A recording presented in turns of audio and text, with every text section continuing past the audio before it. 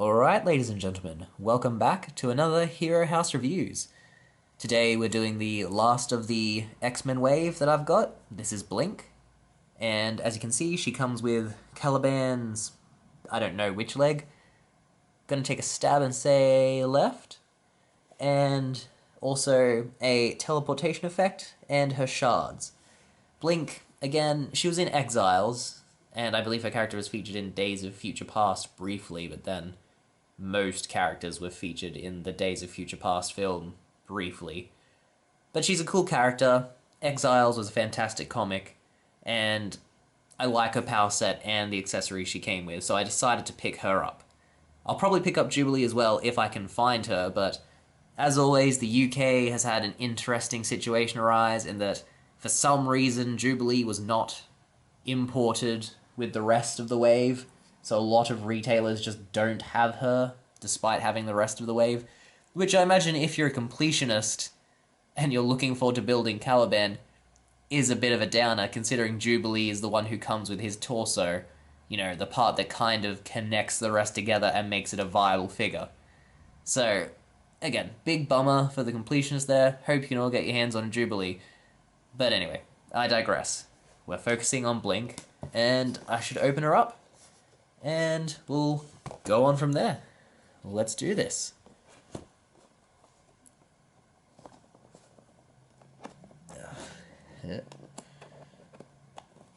So simple. Marvel Legends are always just a delight to open at this stage compared to some things. And swing it around.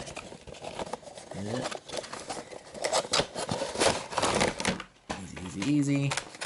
And there we go. Will it stay? I'll take that away. Blink. Semi-freed. Almost freed. I will get her out of there, take some photos, and then continue with the review. One moment. Alright, and we are back. Now, what is there to say about Blink? She is well articulated.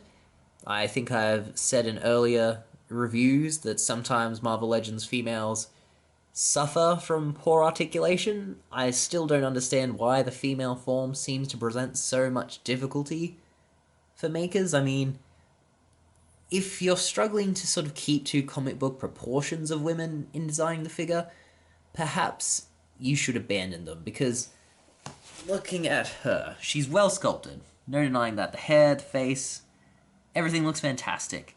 She's very well painted, but the waist is comically thin. And those skinny arms, like, admittedly, women in general are not as large as men, but they just don't have to be quite so, I don't know, svelte might be the word, but it's just ridiculously skinny. Still, she moves, like, very well, so good for Blink. And the accessories she comes with her shards, so you can have her holding those, and she comes with this piece. So in your display, you can sort of have her opening up a portal behind her or underneath her. So, very well done in terms of accessories. You know, can't be disappointed with that. She just doesn't seem to have the wow factor of Gambit and Beast. It could be, again, because I'm not as attached to her, so I might not have as much personal delight in having a figure relating to Blink. But she's still a solid figure all round.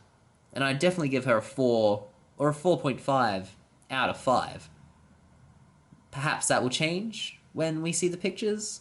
I'll have a play around and see how much fun I can have using all of the accessories to their full potential. But yeah, at the moment I'd say all around she's a 4.5.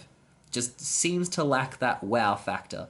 And again, I think there just needs to be an overhaul of how female action figures are done in general. But, you know, who cares what I think, yeah? Anyway, let's do the photos, and then we'll be back. One moment.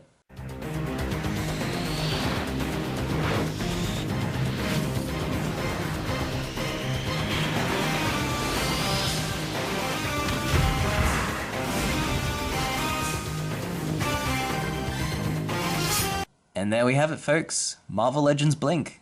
She is a solid figure. 4.5 out of 5. If you like the character, probably a 5 out of 5.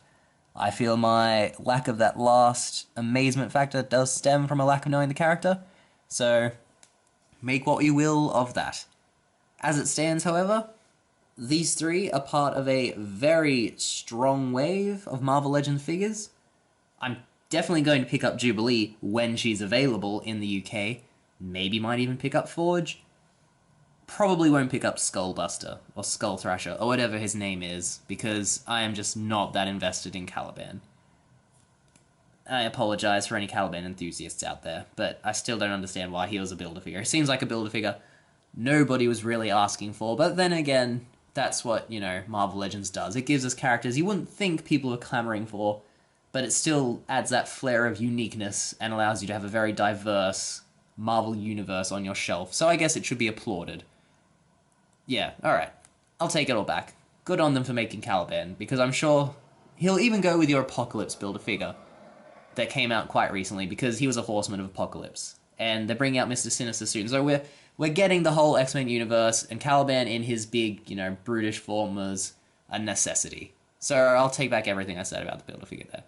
And again, stress that Blink is a 4.5 amongst another 5 and another 5, so a great wave, very strong wave. Cannot wait for Jubilee. Cannot wait for more in the X-Men, like the X-Men Marvel Legends wave. They're so good at the moment. And the one that came before, the Apocalypse one, had so many good figures. So yeah, really on a roll. Good work, Hasbro. Good work, Marvel. Can't wait for more, and yeah, 4.5 out of 5. If you want to see more reviews, we have plenty. And you could head on over to the other side of the channel. It's called Hero House, and you can see the action figures in action. It's a show, and it is a good time. Thank you for watching, and I'll see you again. All the best. Bye.